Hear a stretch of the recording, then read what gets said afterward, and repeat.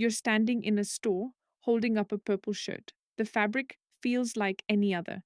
The tag says the same price as the rack next to it. Nobody stops you at the register to check whether you're allowed to buy it.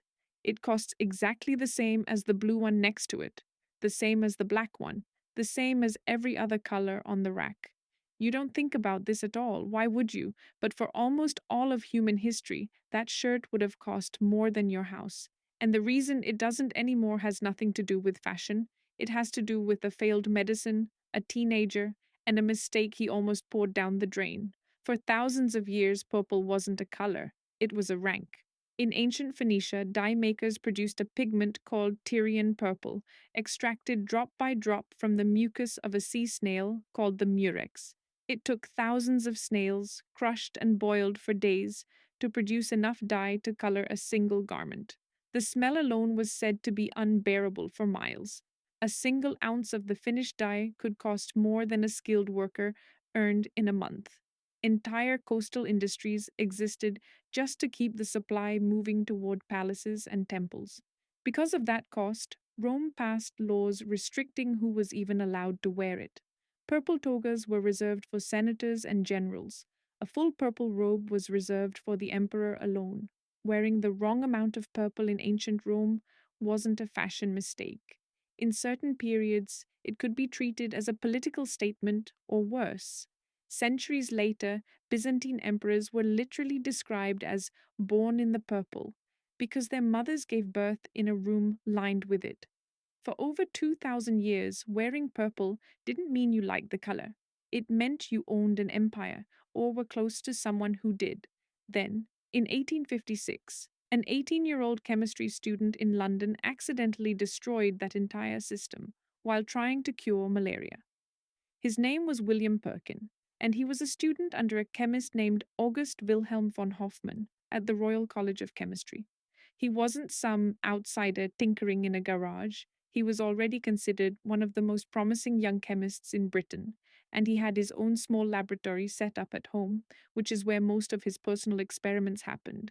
At the time, malaria was a serious problem for the British Empire, and the only real treatment was quinine, extracted from the bark of a South American tree. Supply was limited, demand was enormous. Hoffman floated an idea to his students. What if quinine could be built artificially from coal tar, a cheap, abundant industrial waste product left over from gaslighting and steel production? It was a reasonable theory based on the chemistry understood at the time. It was also, as it turned out, completely wrong. The molecular structure of quinine wasn't nearly as simple as scientists in 1856 assumed. Perkin didn't know that yet. He took the idea home for his Easter break and tried it himself in that makeshift home lab. He mixed and heated and combined, chasing the chemical structure of a life-saving drug he had no real chance of building, using methods that had no chance of working. What he got instead was a useless black sludge at the bottom of his flask. Most students would have scraped it out and started over. Perkin almost did exactly that. But when he tried to clean the flask with alcohol, something happened that he wasn't expecting. The black residue dissolved into a brilliant, glowing purple. Not a dull, muddy purple. A vivid, saturated, almost impossible shade of it, unlike anything that occurred easily in nature. Perkin didn't have quinine. He had failed at the one thing he set out to do, but he was curious enough to test the substance further, and he dipped a piece of silk into it. The silk held the color perfectly. It didn't wash out. It didn't fade in sunlight, the way most dyes of the era did within weeks. He had accidentally created the world's first synthetic dye from a botched attempt at curing a disease. Here's the part that made it more than a curiosity. Every purple dye in existence up to that point came from something biological and scarce: a shellfish, a lichen, a root, harvested by hand in small quantities. That scarcity was the entire reason purple meant power. Perkins' version came from coal tar. Coal tar was, at the time, an industrial byproduct that factories were struggling to get rid of, which meant he hadn't just discovered a new color. He'd discovered a way to manufacture the rarest color in history out of garbage at industrial scale.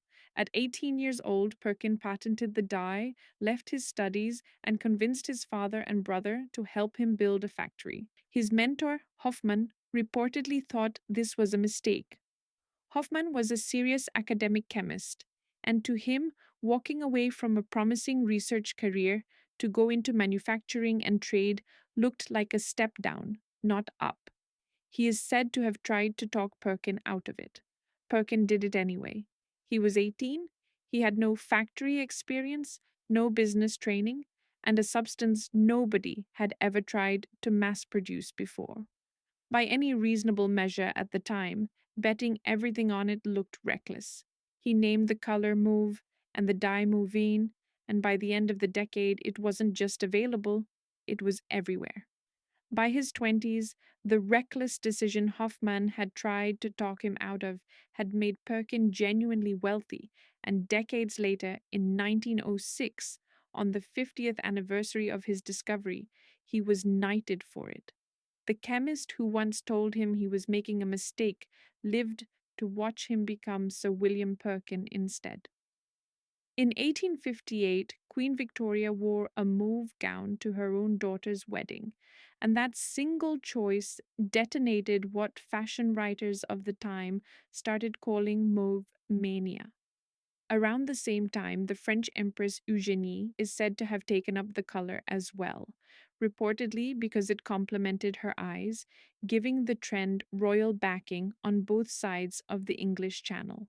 Within a couple of years, the color was so unavoidable that at least one satirical magazine of the era joked that Britain had caught a case of mauve measles.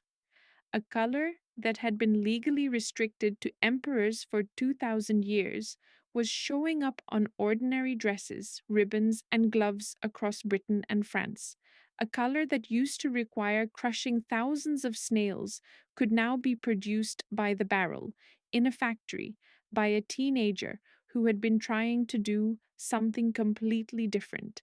Think about how strange that sequence actually is. Nobody set out to invent a new industry. Nobody set out to end thousands of years of purple being a symbol of imperial power. A teenager was trying to cure a disease, failed completely, and instead of discarding the failure, he looked closely enough at it to notice it was interesting. That single decision to actually examine the mess instead of just cleaning it up is the entire discovery. The chemistry came second, the attention came first. It's worth asking how many other chemists in other laboratories had produced the exact same black sludge before Perkin ever touched a flask, wiped it out with a rag, and moved on without a second thought. There's no way to know the answer, but it's very unlikely Perkin was the first person in history to accidentally create a strange colored residue while trying to synthesize something else. He may simply have been the first one curious enough or patient enough to actually look closely at a failure before discarding it. And it didn't stop with color. Perkin's success proved that coal tar, previously treated as industrial trash, was actually a chemical goldmine full of raw material for building entirely new compounds that didn't exist anywhere in nature. That single realization is part of what kicked off the modern synthetic chemical industry, the same industry that would go on to produce synthetic medicines, including, eventually, real treatments that malaria research had been chasing in the first place. Some of the same German dye companies that grew out of this era, chasing new colors from coal tar the way Perkin had, eventually branched into pharmaceuticals entirely. One of the most common medicines in your home today traces its corporate ancestry back to a company that started out manufacturing synthetic dye. A failed cure for malaria didn't just create a color, It helped build the foundation of an entire industry that would later produce the drugs that actually did work, the plastics your devices are made from, and the synthetic fibers in half your closet. You are, in a very real sense, surrounded by the great grandchildren of one teenager's failed chemistry experiment, and you've never had a reason to notice. Purple isn't the only status symbol that's ever collapsed this way. Almost anything that gets its value purely from scarcity is vulnerable to the moment someone figures out how to manufacture it. Diamonds, dyes, certain spices that once justified wars, all of them held their value only as long as nobody found a cheaper path to the same result. Purple just happens to be one of the earliest, clearest examples because the collapse was so sudden and so total that people at the time gave it a nickname. So think again about that purple shirt hanging in the store. It's not expensive, nobody restricts who's allowed to wear it. You probably own something that color and have never once thought about where it came from. But it exists cheaply on that rack because a teenager failed at curing a disease, refused to just throw away the mess he made, and looked closely enough to notice something nobody else had ever managed to hold on to. What would you have done, standing over that same ruined flask, scraped it out, and started again, the way you were trained to? Or stopped, just for a second, because something in the mess looked wrong in an interesting way? Next time you reach for something purple without a second thought, remember what it used to cost. Remember who it used to be reserved for. And remember that the reason it's sitting on a rack instead of guarded by an empire is that someone let himself get curious about a failure instead of walking away from it.